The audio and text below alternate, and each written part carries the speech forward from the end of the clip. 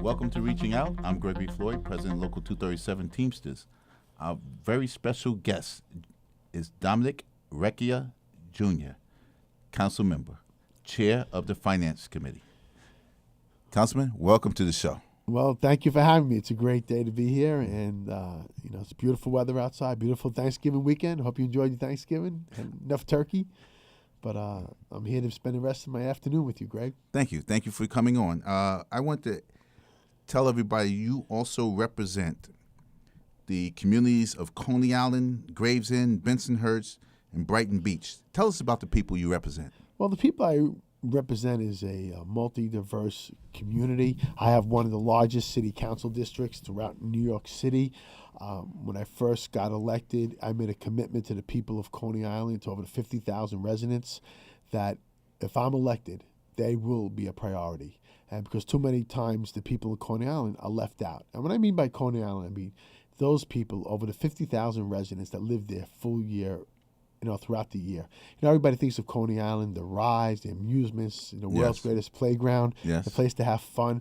But there's and people the Brooklyn Cyclones. And the Brooklyn Cyclones. But, what people forget, they always talk about the people in Brighton Beach who live in the Wabash Trump, but there are the West End, the people that live in the West End, in the West Streets, west of the amusement district. And those are the people that I made a commitment that if I'm elected, I will change the culture of Coney Island for everyone. And that's what it's all about.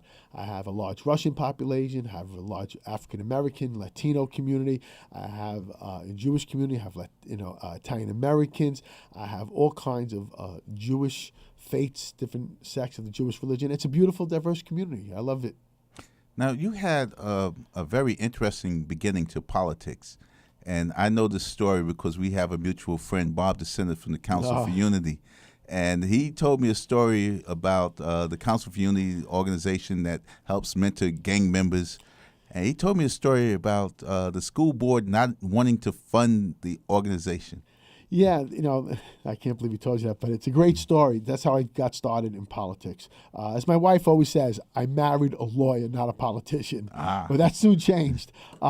What happened was I came back from law school, and I went back to my high school where there was a wonderful English teacher by the name of Robert DeSena who ran the Council for Unity. The Council for Unity is a multicultural organization that goes out, and what they believe in is that, all these programs that promote racial harmony and that are out there saying that we're going to resolve problems, we're going to resolve racial tension. But what the Council for Unity does, they bring different diverse communities or students together that are having issues, okay? So if there are different gang members, they bring those gangs together. But they just don't have like a therapy session or sit down and talk out their differences. Is that after we have a few sessions together, we go out and do a community project, like a cleanup, a community cleanup, or we go to a nursing home for Christmas and Thanksgiving, and we give out gifts and we collect them and we build it up. Because by interacting with each other, people learn to respect each other. And that's what brings this program at the forefront of multicultural education in New York City. What happened was this program started, it was privately funded in one school. They wanted to get into other schools in District 21. We went to the school board and they said, no, we don't have the money, we don't have the funding, but yet they were bringing in other programs and they would never fund the Council for Unity. So one day, Rob DeSena said, to the school board, we're going to make a change, we're going to make a difference. And he turned around to me as a former student and person involved with the Council for Unity, says, Domenic, you have to run. I go, me? They go, yeah, you're going to win. And my first election was to the school board in the late 1980s where we pulled a major upset. I ran with the backing of 100 kids and their parents. And that's how I got elected to the school board. I eventually was a member and I became the president of a school board. When I first got on, we were like number 10 in the borough of Brooklyn. When I finished, we were number 1 in the borough of Brooklyn, number 3 in New York City. That's amazing. Number 1 in what? In the borough of Brooklyn, school districts. Okay. When you say number one in the school district, having the best school district in having Brooklyn. the best school district in Brooklyn. Borough of Brooklyn. All right. And that's what, and that's, people talk about education and just, I know, I don't want to get off topic, but, No. The mayor and the chancellor talk about parents' participation. All right. And they put out an RFP. Again, we're going out there trying to put in a contract, okay, to get parents more involved. We don't need a contract to get more parents involved. What we need is a local place where parents could go when they have a problem, because they did away with the district offices. When you have local district offices and keep your superintendent that has power, then the parents, when they disagree with the principal or they're not getting the satisfaction that they need, when they took a day off from work and they leave the school, they want to go speak to the superintendent. When they go speak to the superintendent tells them, well, I would love to help you, but I don't have the power there, because you have to go speak to a network leader. And that's the problem with education today. And you don't need to do outside contracts and outsourcing when we could deal with the problem. Now, what are outside contracts for? What are they going to do? Well, they think that by bringing outside contracts, they can get more parents involved in their kids' education. Today, we want to get more parents involved. The biggest problem, I have PTA breakfasts, and the chancellor comes, the mayor came to my PTA breakfasts, and, parents told them, we don't have a place to go. Where do you go when you have a problem in education? And that's the problem no one can answer. They say you have parent coordinators, but the parent coordinator is hired by the principal. And parents have issues.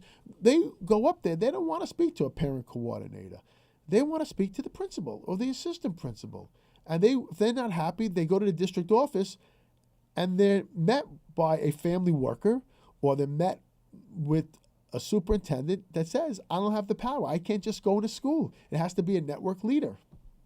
That's ridiculous. I remember going to school, and when my parents had problems, they would come up to the school, they would speak to the principal, and that's where the problems would lie.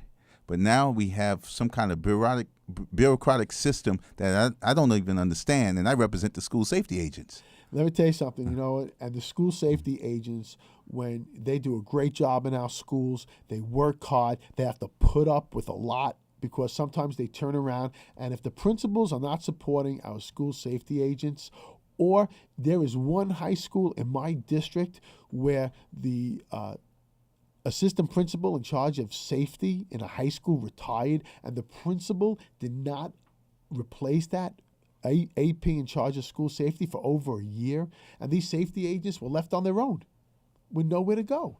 That's a problem. But yet, again, there is no local school district, because the superintendent, either of the elementary, middle schools, or of the high school division, is not local. Councilman Domenic Recchia, you are the chair of one of the most powerful committees in the city council. And I'm not saying that mixing the two.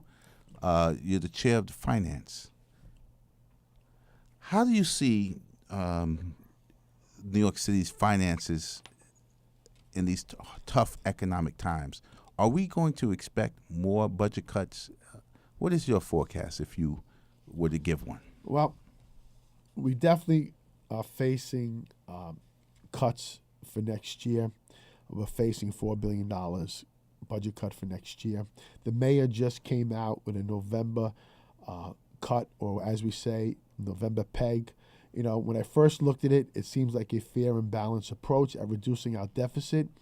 But we have more to say in the future after I look at it closer. Right now, my staff is looking at exactly what the mayor is proposing. The November plan that the mayor came out with about 2 weeks ago is the beginning of a long plan. It's a starting point. The plan will require more dialogue, discussion, and research.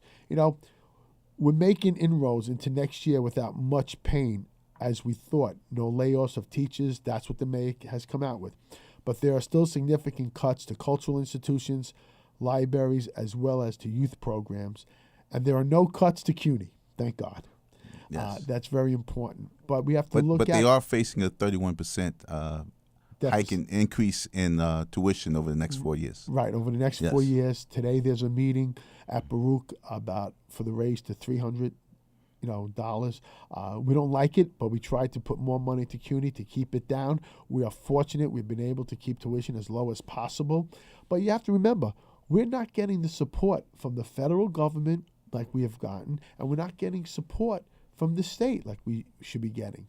Okay, so right there, the state has their own problems. They have major cuts. The governor has been trying his best to balance his budget. He's been doing a good job, making some hard decisions. But we have to remember, we did not get any AIM money, aid to municipalities, like every other municipality throughout New York City.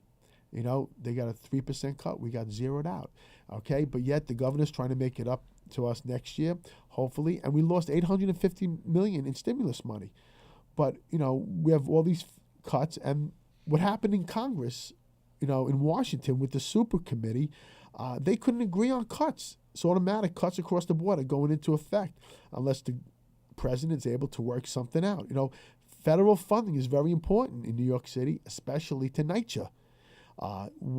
Getting cuts to NYCHA is devastating. And we have major problems in our public housing facilities in New York City.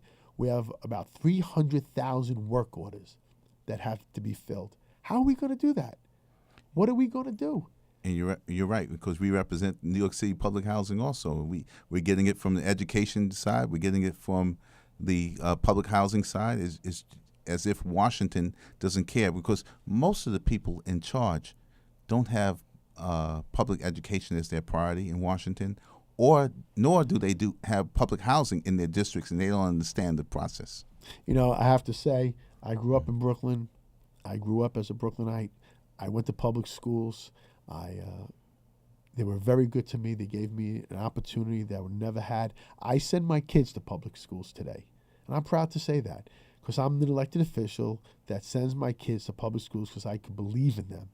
And where I live, I have one of the largest public housing in my district. Which is? Coney Island. Marlboro, yes. Marlboro houses. Yes. O'Dwyer, Cary Gardens. I go down the list, Surfside. Know the group. Okay? Yes. And I just walk through there, and I cringe sometimes. One time I had to go look at someone's apartment, and I wanted to cry to see the way they were living. And we were able to get NYCHA out there to do the facilities. But like I said, people say you have to do more with less. But there's only so much you could do. We have 300,000 work orders. We have to find the money somehow, somewhere in the city to get those work orders fulfilled. It's unbearable the way some people have to live in public housing today.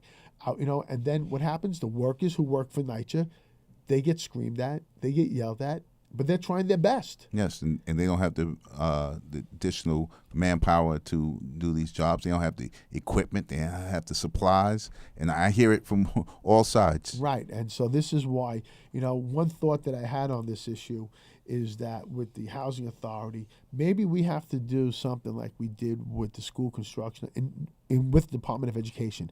We formed the School Construction Authority. Maybe we need, another authority under the auspices of the New York City Housing Authority that just deals with construction and work orders, and we can figure out a way. There is money from HUD and HDC that we have to figure a way how New York City could draw down that money so we could get our public housing up to speed to where it should be.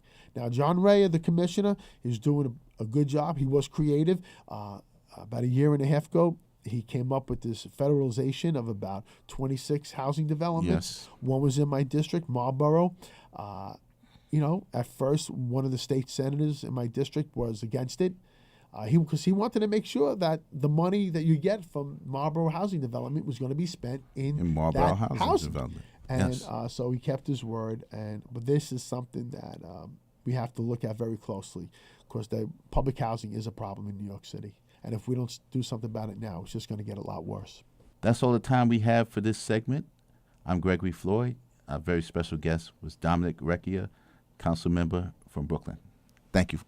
Thank you, Gregory, for having me here today. Love to come back.